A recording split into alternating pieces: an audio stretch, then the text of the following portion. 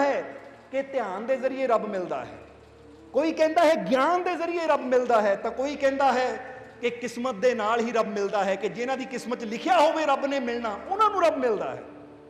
तो हुण थोड़ा जिहा समझ लईए ज्ञान की है, ध्यान की है और किस्मत का मतलब की है। रब नूं पाण वास्ते किहड़ी चीज़ जरूरी है?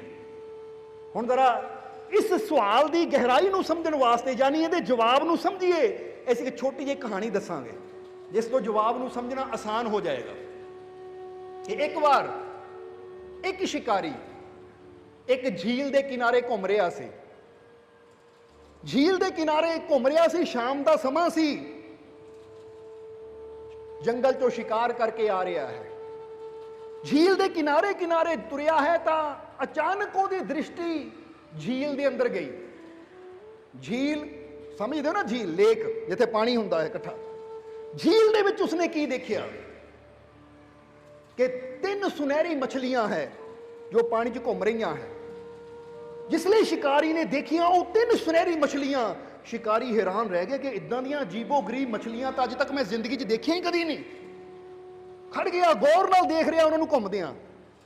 तो उस वेले शिकारी ने उन्हां 3 मछलियां वाल देख के कहा कि कोई नहीं, अज तो मेरे को जाल है नहीं मछली पकड़न वाला, कल सवेरे आऊंगा और ये 3 मछलियां जो सुनहरी मछलियां है, अज तक मैं इदां दी मछलियां नहीं देखियां, कल इन्हां 3 मछलियां नूं पकड़ के लै जाऊं। काफ़ी कीमत मिलेगी या फिर इन्हां घर च रखूं। पानी च जिद्दां तुसीं देखदे हो ना कि इंसान घरां दे विच छोटे छोटे टब रख लैंदा है, फिश पोट रख लैंदा है जिहदे चों छोटी छोटियां मछलियां रखदा है घर की सजावट वास्ते। उन्होंने कहा इन्नियां सुंदर सुनहरी मछलियां अज तक मैं जिंदगी च नहीं देखियां, अगर बाजार बेचूं इन्हों पकड़ के बड़ी कीमत मिलेगी या फिर घर ही रख लवांगे। हुण जदों उस शिकारी ने यह गल खड़े खड़े बोली कि कल सवेरे आऊंगा और जाल लैके आऊंगा, इन्हां मछलियां नूं पकड़ूंगा और पकड़ के बाजार च बेचूंगा, इन्हां दी बड़ी कीमत मिलेगी, ये गल कह के शिकारी चला गया। पर यह गल उन्हां 3 मछलियां ने सुन ली कि शिकारी खड़ा गल कर रहा कि अज तो मेरे को जाल है नहीं, कल सवेरे मैं आऊंगा और कल सवेरे आके जाल इस झील च पाऊंगा और उन्हां 3 मछलियां नूं पकड़ के बेचूंगा।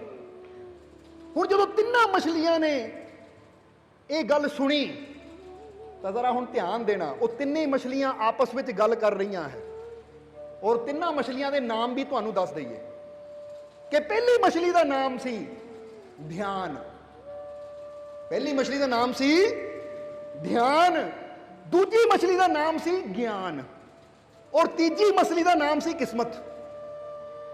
क्योंकि सवाल है ध्यान, ज्ञान और किस्मत, इसलिए कहानी के जरिए सवाल का जवाब समझना आसान हो जाएगा। हुण 3 मछलियां ने जदों एक गल सुनी शिकारी दी तो 3 मछलियां कहन लगियां हुण की होएगा। तो जिहड़ी ध्यान वाली मछली सी वो कहंदी हुणा की है, मैं झील की गहराई च चली जाना, इन्नी गहराई च जिथे शिकारी की पहुंच मेरे तक हो ही नहीं सकती, इन्नी गहराई में चली जाना शिकारी का उत्थे जाल पहुंच ही नहीं सकता मेरे तक, मैनू कोई डर नहीं, मैनू कोई फिक्र नहीं, कह के जिहड़ी ध्यान वाली मछली सी वो गहराई में चली गई। दूजी मछली जिहड़ी ज्ञान सी वो कहंदी लै मेरे को इन्ना ज्ञान है, मैनू काहदा डर, अपने ज्ञान नाल मैं शिकारी के जाल तो बच जाना है क्योंकि मेरे को बहुत ज्ञान है, अपने ज्ञान नाल मैं जे फस भी गई तो मेरे को इन्ना ज्ञान, अपने ज्ञान नाल मैं मुक्त हो जाना है, इसलिए मैनू कोई डर नहीं, उत्थे घूमती रही। तो तीजी मछली जो किस्मत सी वो की कहंदी ले मैं की करना, मैं कुछ नहीं करना, जे मेरी किस्मत च फसना होया फस जाऊं, जे किस्मत बचना होया बच जाऊं, जब गल ही किस्मत की है तो मैनू की टेंशन लैन की लोड़ है, मैं तो जिद्दां मजा कर रही हूं इदां ही मजा करना आ, जे मेरी किस्मत च लिखिया होया उहदे जाल च फसना तो फस जाऊंगी, जे मेरी किस्मत च लिखिया होया बचना तो बच जाऊंगी, उन्हें कोई टेंशन ही नहीं ली। ध्यान वाली मछली गहराई च चली गई, ज्ञान वाली मछली नूं अपने ज्ञान ते माण है कि मेरे को ज्ञान है, जे मैं फस भी गई तो मैं अपने ज्ञान नाल निकल जाऊंगी। किस्मत वाली मछली कहती कोई गल नहीं, जे किस्मत च होया बचना बच जाऊंगी, जे किस्मत च होया फसना फस जाऊंगी। जे किस्मत च ही होया तो मेरी मेहनत करने का की फायदा? मैं लख मेहनत कर लवां बचन दी, पर जे किस्मत च होया फसना तो मैं फस ही जाना है। और मैं लख मेहनत कर लवां फसन दी, जे किस्मत च होया बचना मैं बच ही जाना है। तो गल तो किस्मत दी, उत्थे मेरा जोर नहीं है। अगला दिन होया, शिकारी आया, सवेर हुई, शिकारी आया, शिकारी ने अपना जाल फैलाया। हुण जिहड़ी ध्यान वाली मछली सी वो तो इन्नी गहराई च चली गई, क्योंकि झील कोई छोटी नहीं सी, वो बड़ी गहराई च चली गई। हर एक जाल की एक सीमा हुंदी है, वो जाल हर एक जाल की एक सीमा हुंदी है कि वो अपनी सीमा तो अगे नहीं हो जा सकता। पर ध्यान वाली मछली वो जाल की सीमा तो बहुत ज्यादा गहराई चली गई सी, जिथे उन्होंने कोई डर ही नहीं सी। हुण जदों जाल फैलाया उस शिकारी ने, तो दो मछलियां फस गई, ज्ञान वाली और किस्मत वाली। हुण जदों मछलियां फसियां जाल दे विच, शिकारी खिंच रहा है, तो ज्ञान वाली मछली ने कहा किस्मत वाली मछली नूं, देख हुण मेरा ज्ञान किदां काम आंदा है। मैं सुनिया सी शिकारी ने कहा है कि इन्हां नूं पकड़ के बाजार च बेचूं या अपने को रखूं, बड़ी कीमत मिलनी है, इसलिए हुण देख मेरा ज्ञान। मैं उहदी गल सुनी समझी, और हुण मैं देखी अपने ज्ञान नाल किदां मुक्त हुंदी है। पर भैणे तू की करना है? ज्ञान वाली मछली ने किस्मत नूं पुछया, तू की करना है?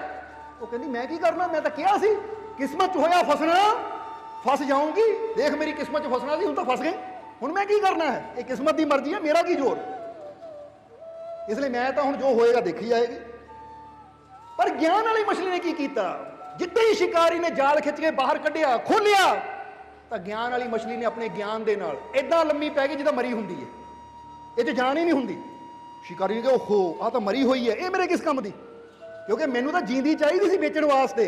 इन्नी सुंदर मछली जींदी चाहिए सी, इनू मैं बेच सकां या घर विच रख सकां।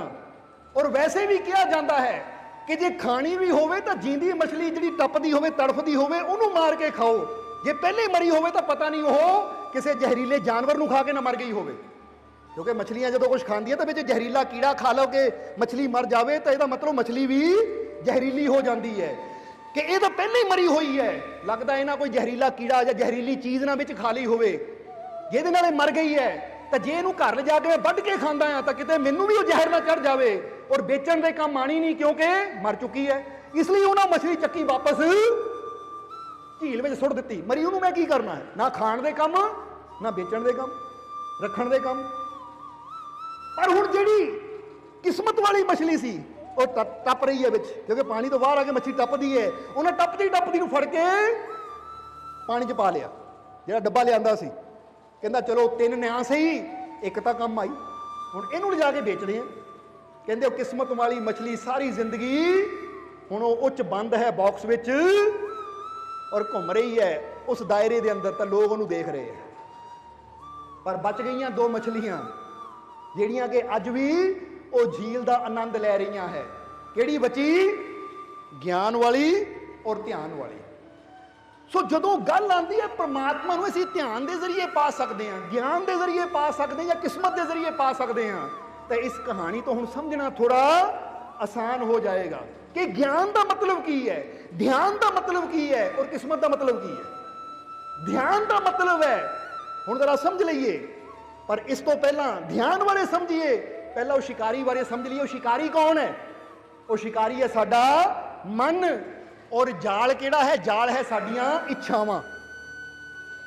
उन्हें मन रूपी शिकारी जदों इच्छावां दा जाल फैलांदा है, तो हुण जरा गौर करना, जिहड़ा बंदा ध्यान वाला है ना, मेडिटेशन करने वाला, वो तो ध्यान की उस गहराई की अवस्था में चला जाता जिथे मन का जाल पहुंच ही नहीं पाता, उन्होंने पकड़े नहीं पाता, यानी वो मन के दायरे तो मुक्त हो जाता है।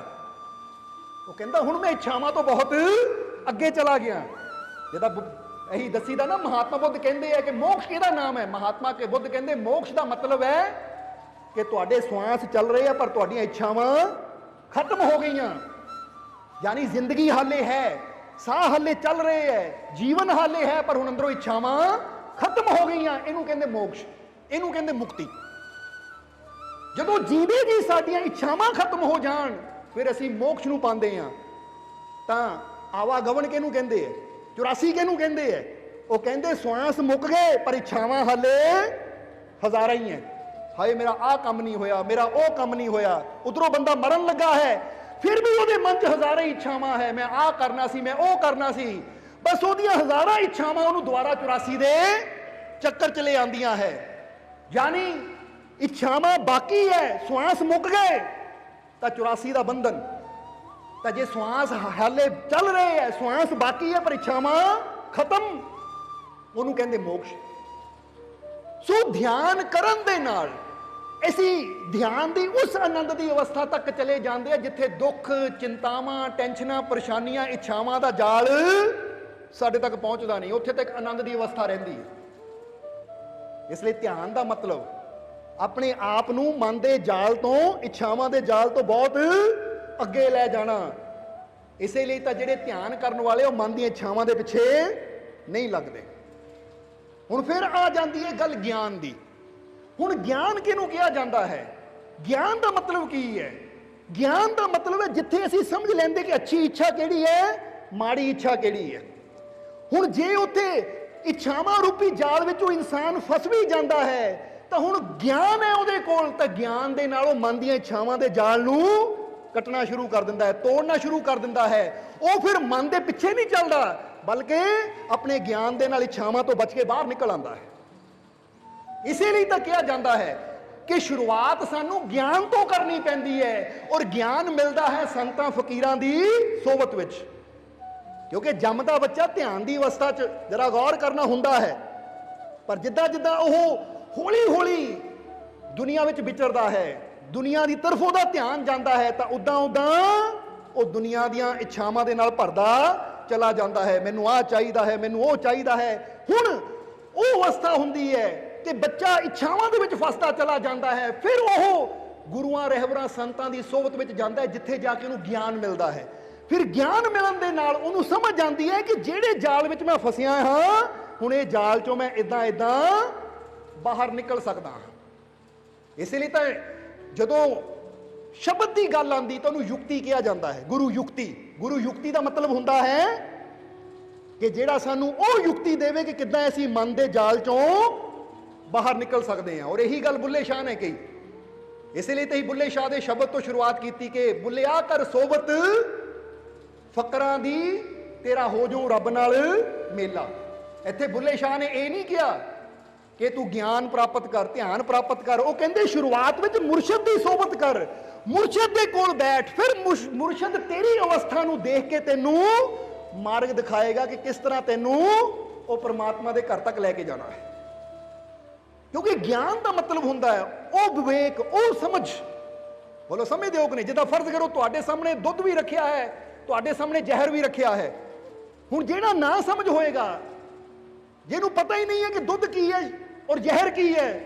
ਜਿੱਦਾਂ ਹੁਣ ਇੱਕ ਬੱਚਾ ਹੈ, ਕਦੀ ਦੇਖਣਾ ਤੁਸੀਂ, ਬੱਚੇ ਕਈ ਵਾਰ ਉਹਨਾਂ ਚੀਜ਼ਾਂ ਨੂੰ ਵੀ ਚੱਕ ਕੇ ਮੂੰਹ 'ਚ ਪਾ ਲੈਂਦੇ ਆ ਜਿਹੜੀਆਂ ਕਿ ਉਹਨਾਂ ਸਿਹਤ ਵਾਸਤੇ ਚੰਗੀਆਂ ਨਹੀਂ ਹੁੰਦੀਆਂ। ਇਦਾਂ ਅਸੀਂ ਕੀ ਕਹਿ ਸਕਦੇ? ਹਾਲੇ ਬੱਚਾ ਨਾ ਸਮਝੇ, ਨੂੰ ਗਿਆਨ ਨਹੀਂ ਹੈ ਕਿ ਮੇਰੇ ਵਾਸਤੇ ਅੱਛਾ ਕੀ ਹੈ, ਮੇਰੇ ਵਾਸਤੇ ਮਾੜਾ ਕੀ ਹੈ। ਇਸ ਲਈ ਕਈ ਵਾਰ ਬੱਚਾ ਭੂੰਡ, ਕੀੜੇ ਮਕੌੜੇ ਵੀ ਚੱਕ ਕੇ ਮੂੰਹ 'ਚ ਪਾ ਲੈਂਦੇ। ਕਿਹੜੇ ਬੱਚੇ? ਜਿਹੜੇ ਰੁੜਦੇ ਹੁੰਦੇ ਆ, ਜਿਨ੍ਹਾਂ ਨੂੰ ਹਾਲੇ ਸਮਝ ਨਹੀਂ ਹੈ।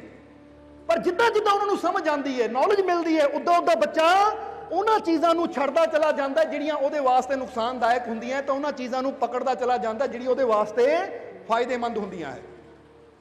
ਪਰ ਫਿਰ ਹੋਰ ਅੱਗੇ ਅਵਸਥਾ ਆਉਂਦੀ ਹੈ, ਬੱਚਾ ਜਵਾਨ ਹੋ ਜਾਂਦਾ ਹੈ, ਫਿਰ ਦੁਨੀਆ ਦੇ ਮਗਰ ਲੱਗ ਕੇ ਇਨਸਾਨ ਉਹਨਾਂ ਚੀਜ਼ਾਂ ਨੂੰ ਆਪਣੇ ਜੀਵਨ 'ਚ ਉਤਾਰ ਲੈਂਦਾ ਹੈ ਜਿਹੜੀਆਂ ਕਿ ਉਹਦੇ ਵਾਸਤੇ ਨੁਕਸਾਨਦਾਇਕ ਹੁੰਦੀਆਂ ਹੈ।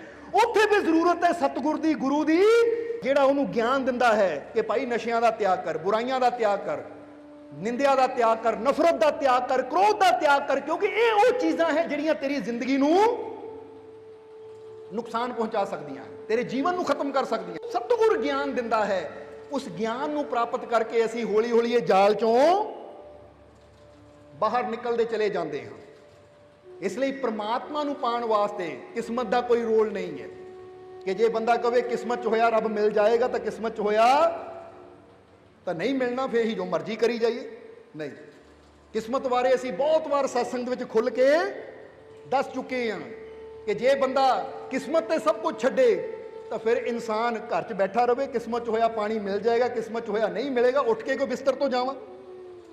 ਬੋਲੋ ਸਮਝਦੇ ਹੋ ਕਿ ਨਹੀਂ? ਉੱਥੇ ਬੰਦੇ ਨੂੰ ਪਤਾ ਹੈ ਕਿ ਬੈੱਡ ਤੇ ਬੈਠਿਆਂ ਕੋਈ ਚੀਜ਼ ਰੱਬ ਨੇ ਨਹੀਂ ਸਾਨੂੰ ਦੇਣੀ। ਜਿੱਦਾਂ ਅਸੀਂ ਕਈ ਵਾਰ ਦੱਸਿਆ ਹੈ ਕਿ ਹਰੇਕ ਪੰਛੀ ਦਾ ਰਿਜ਼ਕ ਪਰਮਾਤਮਾ ਨੇ ਲਿਖਿਆ ਹੋਇਆ ਹੈ, ਪਰ ਉਹ ਰਿਜ਼ਕ ਲੈਣ ਵਾਸਤੇ ਪੰਛੀ ਨੂੰ ਆਪਣੇ ਆਲ੍ਹਣੇ ਝੋੜ ਕੇ ਉਹਦੀ ਤਲਾਸ਼ ਕਰਨੀ ਪੈਂਦੀ ਹੈ, ਉੜ ਕੇ ਜਾਣਾ ਪੈਂਦਾ ਹੈ, ਫਿਰ ਜਾ ਕੇ ਉਹਦਾ ਪੇਟ ਭਰਦਾ ਹੈ। ਤਾਂ ਜੇ ਬੰਦਾ ਕਵੇ ਕਿ ਰੱਬ ਨੇ ਪੰਛੀ ਤੇਰਾ ਰਿਜ਼ਕ ਲਿਖਿਆ ਹੈ, ਤੈਨੂੰ ਫਿਕਰ ਕਰਨ ਦੀ ਕੀ ਲੋੜ ਹੈ, ਤੂੰ ਬੈਠਾ ਰਹਿ ਆਲ੍ਹਣੇ ਦੇ ਵਿੱਚ, ਤਾਂ ਫਿਰ ਜ਼ਰਾ ਆਪ ਸੋਚੋ, ਜੇ ਪੰਛੀ ਆਲ੍ਹਣੇ 'ਚ ਹੀ ਬੈਠਾ ਰਹੇ, ਕੋਸ਼ਿਸ਼ ਨਾ ਕਰੇ, ਮਿਹਨਤ ਨਾ ਕਰੇ, ਤਾਂ ਫਿਰ ਤਾਂ ਭੁੱਖਾ ਹੀ ਮਰ ਜਾਏਗਾ। ਰੱਬ ਨੇ ਦਾਤਾਂ ਸਾਡੇ ਵਾਸਤੇ ਰੱਖੀਆਂ ਹੋਈਆਂ ਹੈ, ਪਰ ਉਹਨਾਂ ਦਾਤਾਂ ਤੱਕ ਪਹੁੰਚਣ ਵਾਸਤੇ ਮਿਹਨਤ ਇਨਸਾਨ ਨੂੰ ਕਰਨੀ ਪੈਂਦੀ ਹੈ। ਤਾਂ ਹੀ ਤਾਂ ਅਸੀਂ ਕਈ ਵਾਰ ਦੱਸਿਆ, ਕਹਾਵਤ ਆਂਦੀ ਹੈ ਜਾਂ ਗੁਰੂਆਂ ਦੇ ਬੜੇ ਪਿਆਰੇ ਵਚਨ ਹੈ ਕਿ ਮਿਹਨਤ ਮੇਰੀ ਤਾਂ ਰਹਿਮਤ ਤੇਰੀ, ਕਿ ਮਿਹਨਤ ਇਨਸਾਨ ਕਰਦਾ ਹੈ, ਰਹਿਮਤ ਤੋਂ ਮਾਲਿਕ ਕਰਦਾ, ਤਾਂ ਫਿਰ ਇਨਸਾਨ ਨੂੰ ਮੰਜ਼ਿਲ ਵੀ ਜ਼ਰੂਰ ਮਿਲਦੀ ਹੈ। ਇਸ ਲਈ ਧਿਆਨ ਇੱਕ ਉਹ ਅਵਸਥਾ ਹੈ ਕਿ ਅਸੀਂ ਆਪਣੇ ਮਨ ਨੂੰ ਜਿੱਥੋਂ ਜਿੱਤ ਲੈਂਦੇ ਹਾਂ, ਯਾਨੀ ਫਿਰ ਮਨ ਦੀਆਂ ਇੱਛਾਵਾਂ ਦਾ ਸਾਡੇ ਤੇ ਕੋਈ ਅਸਰ ਨਹੀਂ ਹੁੰਦਾ, ਅਸੀਂ ਮਨ ਦੀਆਂ ਇੱਛਾਵਾਂ ਦੇ ਜਾਲ 'ਚ ਨਹੀਂ ਫਸਦੇ। ਧਿਆਨ ਦੇ ਨਾਲ ਸਾਡੀ ਸੁਰਤੀ ਉਸ ਗਹਿਰਾਈ ਵਿੱਚ, ਜਾਂ ਕਹਿ ਲਓ ਉਸ ਉਚਾਈ ਤੇ ਚਲੀ ਜਾਂਦੀ ਹੈ ਜਿੱਥੇ ਸਾਡੇ ਜੀਵਨ 'ਚ ਆਨੰਦ ਹੈ। ਔਰ ਜਿਸ ਤਰ੍ਹਾਂ ਦੱਸਿਆ, ਗਿਆਨ ਉਹ ਹੈ ਕਿ ਜੇ ਅਸੀਂ ਬੰਧਨ 'ਚ ਫਸ ਵੀ ਜਾਈਏ ਔਰ ਸਾਨੂੰ ਸਤਿਗੁਰ ਦਾ ਗਿਆਨ ਮਿਲ ਜਾਵੇ, ਤਾਂ ਉਹ ਬੰਧਨ 'ਚੋਂ ਨਿਕਲਣ ਦੀ ਯੁਕਤੀ ਮਿਲ ਜਾਂਦੀ ਹੈ ਕਿ ਅਸੀਂ ਆਪਣੇ ਉਸ ਗਿਆਨ ਨੂੰ ਪ੍ਰਾਪਤ ਕਰਕੇ ਆਪਣੇ ਬੰਧਨਾਂ ਨੂੰ ਤੋੜ ਸਕਦੇ ਹਾਂ, ਉਹਨਾਂ ਬੰਧਨਾਂ 'ਚੋਂ ਮੁਕਤ ਹੋ ਸਕਦੇ ਹਾਂ। ਇਸ ਲਈ ਪੁੱਛਿਆ ਹੈ, ਪਰਮਾਤਮਾ ਤੱਕ ਪਹੁੰਚਣ ਦਾ ਮਾਰਗ ਗਿਆਨ ਹੈ ਜਾਂ ਧਿਆਨ?